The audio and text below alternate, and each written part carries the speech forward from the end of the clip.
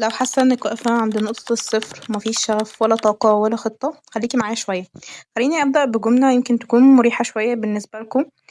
ما فيش حد بيبدأ من صفر حقيقي، حتى اللحظة اللي أنتِ فيها دلوقتي بتحتوي خبرة، وجع، محاولات، وحاجات اتعلمتيها غصب عنِّك بمرور الزمن. إحنا بس بنسميها نقطة الصفر لمّا نكون تايهين، لمّا الثقة تكون قليلة، مش واثقة إن أنا أبدأ دلوقتي، ولمّا الصورة الكبيرة تكون مش واضحة. ده طبيعي. افهمي إن البداية مش لازم تبقى قوية. أكبر كذبة اتقالت لنا إن البداية لازم تبقى بحماس وشغف وخطة واضحة. الحقيقة إن في بدايات بتيجي وأنتِ منهكة، بتشُكّي في نفسِك ومش مصدقة إنِّك هتكمّلي، والبدايات دي مش ضعيفة، دي واقعية. لو مستنية إنِّك تكوني إنِّك حاسة 100% إنِّك جاهزة، ده مش هيحصل ومش هتبدئي أبدًا. وكمان زي ما الدحيح بيقول: ما تستناش لمّا المكتب يتوضّب أو إن الساعة تيجي 09:00 بالضبط عشان تبدأ. إحنا ممكن نبدأ يوم الخميس عادي جدًا، مش في أول الأسبوع، ما نستناش يوم السبت.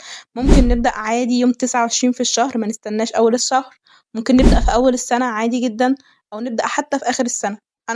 أنا بدأت في شهر 11 حرفيًا، يعني مش شرط أستنى أول السنة عشان أبدأ. عادي، إيه المشكلة أمّا أبدأ من شهر 11؟ هيحصل إيه؟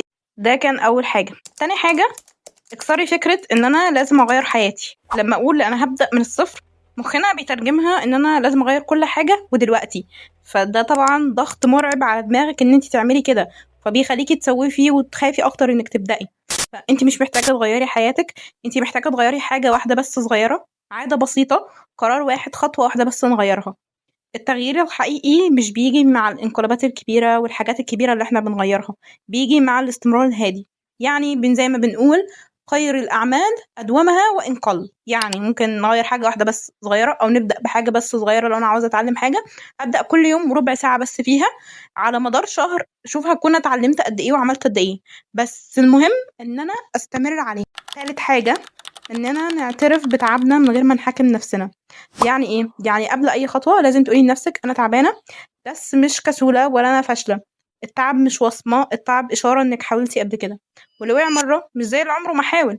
فطول ما أنتِ بتقعي اعرفي إن أنتِ بتحاولي.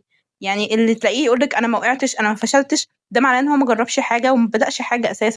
رابع حاجة، اسألي نفسِك السؤال الصح. بدل ما تسألي أنا هابدأ إزاي، اسألي نفسِك إيه أصغر خطوة أقدر أعملها النهارده. مش أحسن خطوة، مش أنسب خطوة، مش أصغر، يعني عاوزين بس أصغر خطوة، يعني حاجة أبدأ بيها دلوقتي، خطوة ما تخوّفش، خطوة ما تحتاجش طاقة عالية إن أنا أقعد أجهّز في نفسي وأعمل استعدادات كتير عشان أبدأ فيها. أنا عاوزة بس أصغر خطوة. خامس حاجة، إن أنتِ توقّفي عن مقارنة بدايتِك بنهاية غيرِك.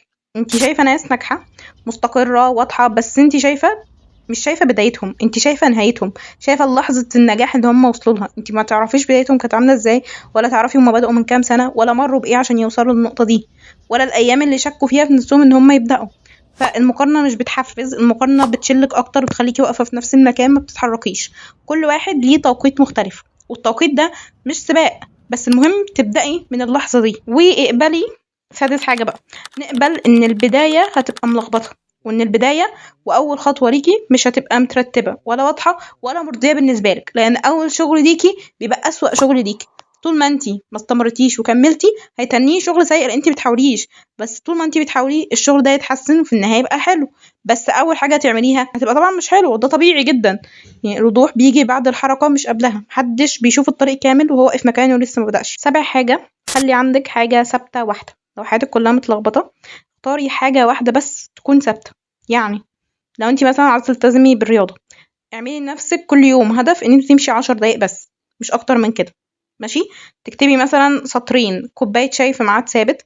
الثبات الصغير بيرجّع الإحساس بالأمان، وإنِّك بتعملي حاجة، أو أنتِ بتنجزي حاجة، أو حتى أخدتِ لقطة من الحاجة اللي أنتِ عاوزة تعمليها دي. تامن حاجة، اعملي سلام مع البطء. أنتِ مش بطيئة، أنتِ بتتعافي، وده في فرق كبير جدًا. السرعة مش دايمًا معناها نجاح، والبطء مش دايمًا معناه إن فشل. إن العملية والمهارة اللي أنا عاوزة أتعلمها، أو الشغل اللي أنا عاوزة أشتغله ده، معنى إن هو بياخد وقت، مش معناه إن هو فشل. معناه إن أنتِ بتاخدي وقتِك علشان تتعلمي الحاجة، أو عشان تبدئي فيها وتعمليها. في مراحل في الحياة الهدوء فيها هو المطلوب وهو المغزى فيها، ما ينفعش تتسرعي فيها. زي أنتِ عاوزة تتعلمي أي حاجة، عاوزة مثلًا توصلي لشكل معين في جسمِك، عاوزة تعملي رياضة، أي حاجة، أي حاجة بتاخد وقت. ما فيش حاجة بتحصل في ثانية كده وفي لحظة. تاسع حاجة، سامحي نفسِك على اللي فات. ما فيش بداية جديدة من غير شوية تسامح.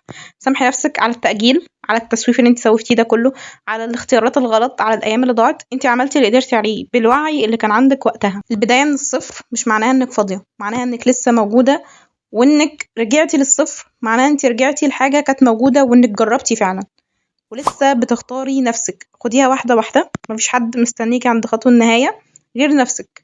فانتي بتحاولي علشان توصلي للنسخه الافضل اللي انتي عاوزه توصلي لها، وصدقيني ابطأ بدايه احسن من اسرع انتظار.